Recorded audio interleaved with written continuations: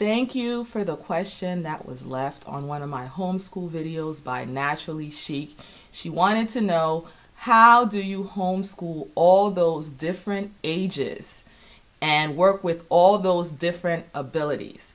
And I'll add, without losing your mind.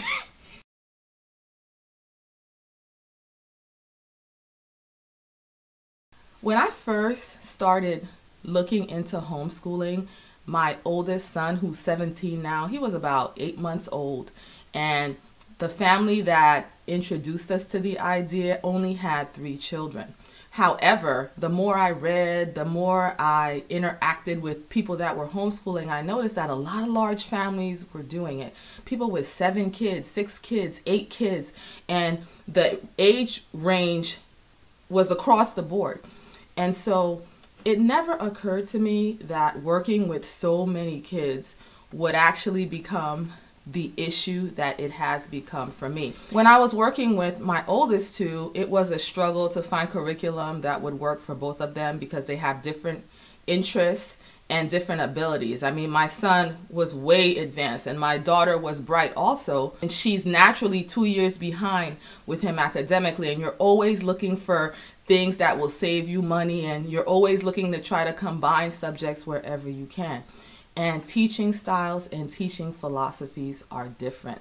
So the first thing I'll say is that it is possible to work with all those different ages and all those different levels in a more easy way, depending on what kind of method and philosophy. I've heard that unit studies work really well. This is a situation where you're teaching based on a theme, and everyone, no matter how old they are, they're working on the same theme. But you as the teacher need to make a plan so that, if you're studying Thanksgiving, maybe your oldest, who is in high school, might be reading some, journal entries from, people back then, or, some court records about, different things that happened, within the settlements, and you're doing a more advanced study with him, whereas your kindergartner is doing crafts about Thanksgiving, and maybe there's a book that you're reading aloud to everyone, and even the little one can appreciate a read aloud, even though the reading level is more advanced. There's videos you could get, field trips you could do, crafts you could do. Wasn't my style. I was more of the, let me buy a curriculum that lays everything out for me, and then once I really get into it and delve into it, I like to fly by the seat of my pants to a certain extent. I don't have a whole lot of prep time, so I don't like anything that requires me to go out and purchase things and put things together, and doing too many field trips is hard for me, because I find that when we come back, the kids can't really get back into it. So the unit approach would be a good idea, but it just really never worked for me. Now, I have done unit studies on different things we were interested in from time to time, but it's not our general model. I was actually okay with the first 2.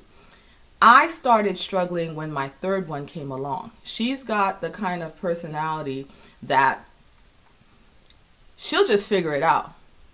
Whether she figures it out right is a different story. She'll figure something out. She's not the type that's going to come to you when something is challenging and ask you to help her figure it out. She's like my husband, she wants to figure it out herself. And so this works well if you're on top of what she's doing. But what would happen to me is I would run into times when I was really busy and I would assign her something, but I wouldn't have a chance to get back and look at it until several days later. And in the case of math, for example, she would figure out a problem wrong and do it wrong for several days. And then I'd have to backtrack, and I found that to be very difficult and frustrating to work with. Another thing I found to be the way my mind had to shift. When the fourth one came along and she was learning to read, I trained them from an early age to work independently. So, I'll have a plan going for each of them, but at the kindergarten level and the first grade level and the seventh grade level, when their reading skills are getting better and they're learning what the directions mean, I really have to sit with them. Kindergarten, I have to sit right there with them. And the attention span is shorter, so I'm constantly offering something new, the next thing, the next thing. And so, you know, I'm all in silent E and ah and eh and, you know, that level of thinking. And I found it to be very difficult to get a question, you know, from upstairs, because all my kids are working in different parts of the house. Everyone's not in the same place. I'm usually in the basement because that's where all the toys and, you know, all my supplies are, working with the little ones. So a question will come from upstairs about algebra or, you know, pre-calculus, and I'll have to make that mental shift and answer that question. And I didn't like how that leap felt to my mind. You know, and then there's the sibling squabbles, and he looked at me, or she laughed at me because I got that question wrong. Or so when I got to the point where I was working with all 5 kids, it was a real pull and a real stretch. In the beginning, I had that philosophy that homeschooling to me meant we were home and I was pulling the bulk of the course load. But as I worked with more and more kids, I've learned how to use more resources.